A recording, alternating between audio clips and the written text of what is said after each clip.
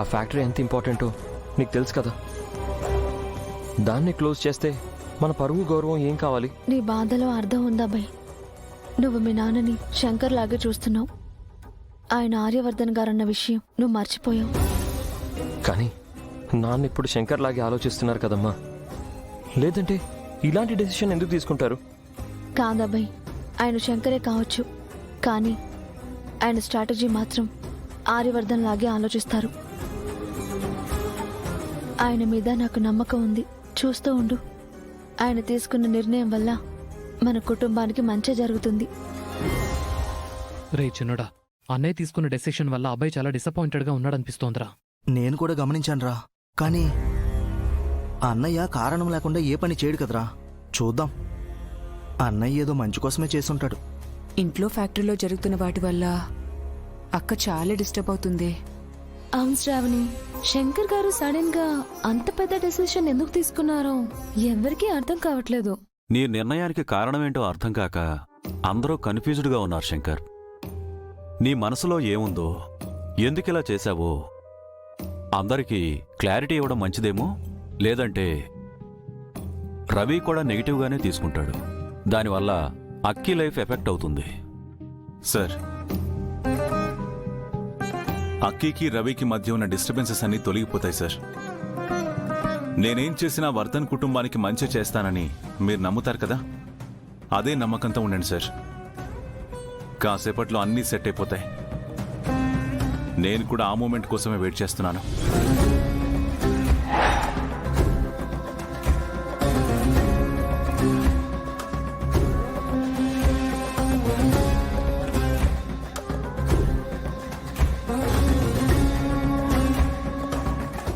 వదిలిపెట్టను. వర్ధన్ కుటుంబంలో ఎవరిని వదిలిపెట్టను. వర్ధన్ ఫ్యామిలీతో యుద్ధం ఇంతటితో ఆగిపోదు. నేను ఎవరిని వదలను.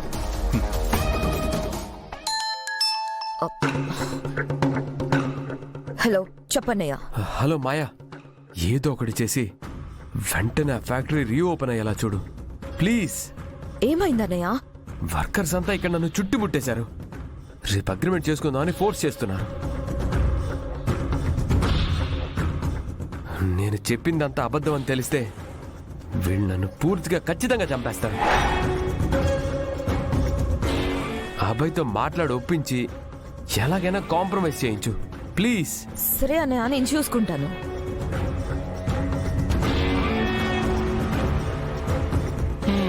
ఏంటోజండి సార్, ఈ మధ్య నా టంగుకి పవర్ బాగా పెరిగిపోతుంది. ఇలా అనగానే అలా జరిగిపోతుంది. చూసారా, రాకేష్ అప్పుడే వర్కర్స్ చుట్టుముట్టేశారు. పాపం మాయకి పెద్ద టాస్క్ వచ్చింది శంకర్. తనకి స్ట్రెస్ ఇవ్వడం ఎందుకులే, ఆలోచించుకుని. అంతేనంటారా? మీ మాట ఎందుకు కాదంటాను సార్. రండి, మనం అలా చల్లగాల్ని ఆస్వాదిస్తూ టెర్రస్ పైన మాట్లాడుకుందాం. నువ్వు ఆలోచించుకో, బాగా ఆలోచించుకో. Take your own time. All the best. రండి సార్.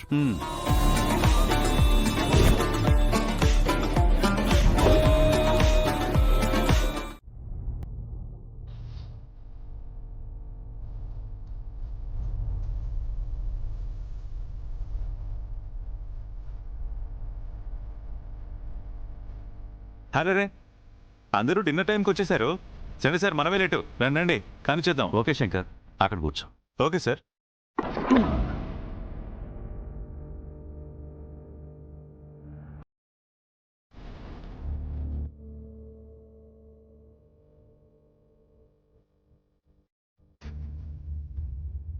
ఏంటి అందరూ సైలెంట్గా ఉన్నారు?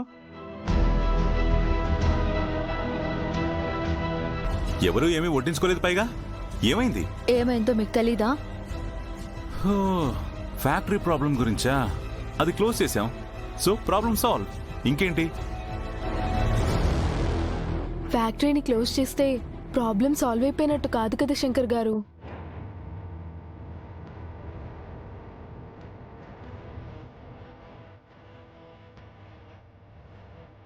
శంకర్ గారు, మిమ్మల్ని క్వశ్చన్ చేయడం నాకు ఇష్టం లేదు, కానీ ఎప్పుడూ ఏ ప్రశ్న దగ్గర ఆగిపోకూడదని మా నాన్నగారు చెప్పేవారు.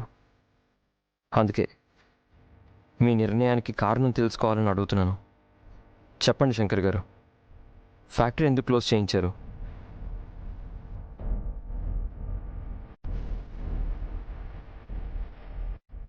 అనయ్య, నీ మనసులో ఏముందో చెప్పు. నిన్నెవరూ తప్పుగా అనుకోకూడదు. వర్ధన్ ఫ్యామిలీ నీకు చాలా వాల్యూ ఇస్తుంది. నిన్ను చైర్మన్ పొజిషన్లో కూడా ఉంచారు. ఆ స్థానాన్ని మిస్యూజ్ చేసావని ఎవరు అనుకోకూడదు కదనయ్య. శంకర్ గారు, మిమ్మల్ని చాలా రోజులుగా చూస్తున్నాము. మీరేం చేసినా ప్రాపర్ రీజన్ ఉంటుంది. ఆ రీజన్ ఏంటో చెప్పండి. మీరు ఫ్యాక్టరీని క్లోజ్ చేశారు అంటే ప్రాబ్లం సాల్వ్ చేయడానికి కాదు, ఇంకేదో రీజన్ ఉందనిపిస్తుంది.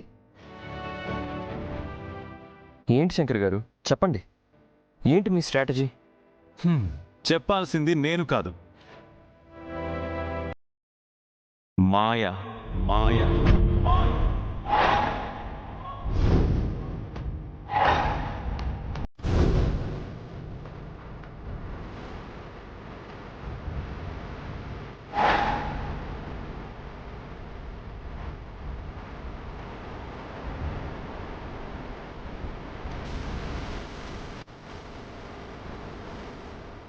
గాడ్, నా పేరు చెప్తున్నాడేంటి?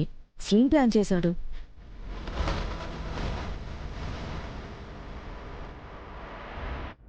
మాయా?